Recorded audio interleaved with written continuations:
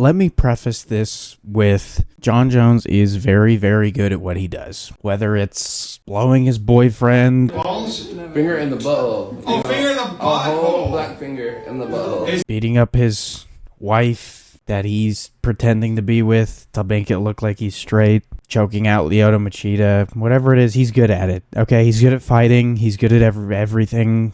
Whatever it is, he's good at it. That's what I'm trying to say. Amidst all of this Aspinall drama, it pains me to say this, I get his angle. I know what he's doing. And I hate that, because I hate this guy. Everyone who follows this channel knows I hate him, but I get what he's doing. It reminds me, and it's reminiscent of a Floyd Mayweather. I'm not the biggest boxing guy. I'm not a very big fan of boxing, to be completely honest with you. But if you look at Floyd's career, a few examples would be like, he fought Canelo when Canelo was like 22 or something, like 22, 23. He fought Manny Pacquiao when he was like older. When things lined up for Floyd, he took it. When things didn't line up for Floyd, he said, the hell with it, get out of my face, not happening. Jon Jones is the same exact way.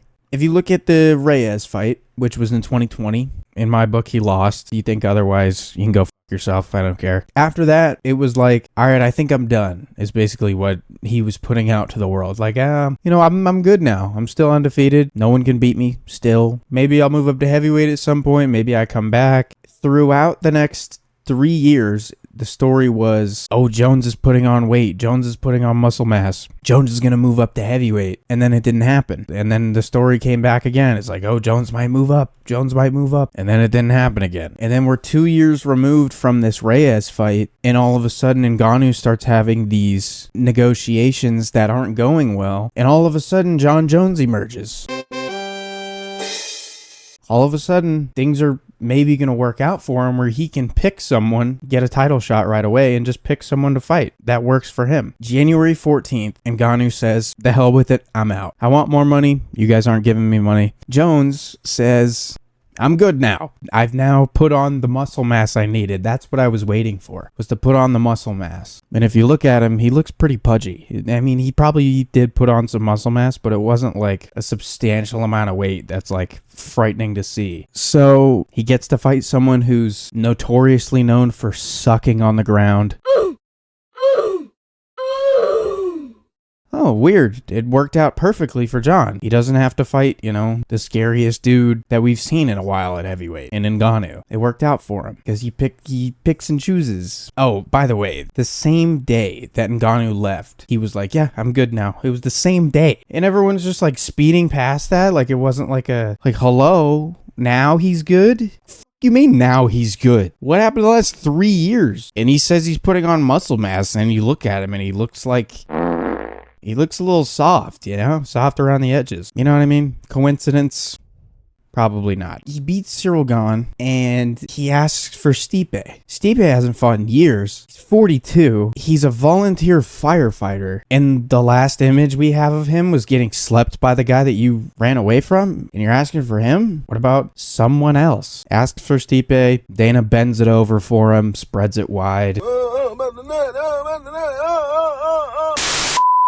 He tears his pec. Aspinall fights Pavlovich, waxes him in a minute. Aspinall comes back, defends his interim belt. Jon comes back. He's healthy now. I still want Stipe. Why? Because it works out for him. He's not stupid. He is, but not in this sense, He says that there's no point in fighting Aspinall because there's no point in risking that. I get it. Not to mention, Stipe landed a few good shots on Jon. Like a 42-year-old Stipe. Like, imagine a faster, more powerful, well-rounded, younger guy. Like, it might not go well for him, and he knows that, and he's not gonna do it. So it's like, oh, he keeps pulling these little excuses out, and people are like, oh, that's like Jon said that he was disrespectful. Like, everyone knows Tom Aspinall wasn't being disrespectful. Hello, Jon. I know I can beat you in a fight. Terrible accent. I know. I'm sorry. Everyone knows that he wasn't being an asshole. asshole. But Jon's gonna troll him and make him think that he was being an ass, and he's gonna make Tom either like bow down to him or turn it up a notch and get angry. He's just he's rage baiting Tom Aspinall. Like, why not? He can. He's in the driver's seat. Who's gonna take it from him? Nobody can. And then he says, I want 50 million. It's like, what? You want 50 million? Like, you're not Connor. What the hell's going on? And then the PFL's like, calls his bluff. You want 50 million? We'll give you 50 million. Come fight in Ngannou. Come to this side. Come fight in Ngannou. We got 50 M's waiting for you. And then a week after that, after the PFL says that, all of a sudden, oh, I need 6 months. I need a 6 months preparation process. Everyone calm down.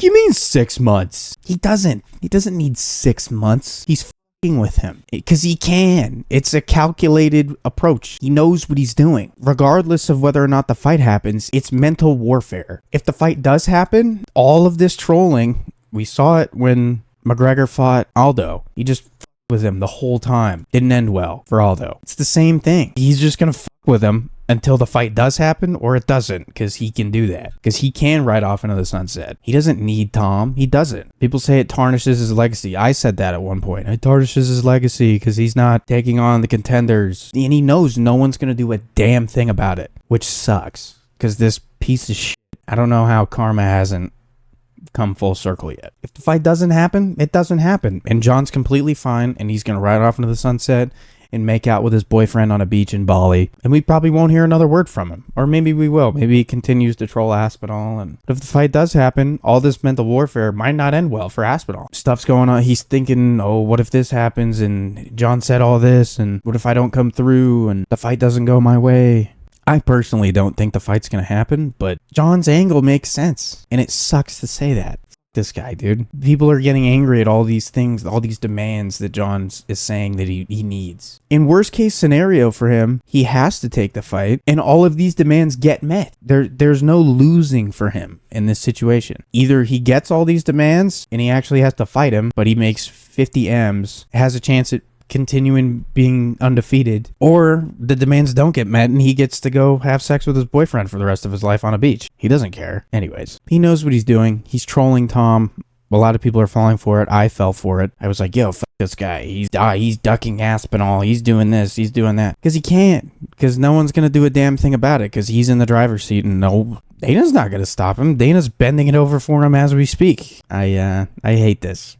I hate this. I hate that it works. It just doesn't make sense, man. It does make sense though. So like, I'll just go fuck myself, I guess.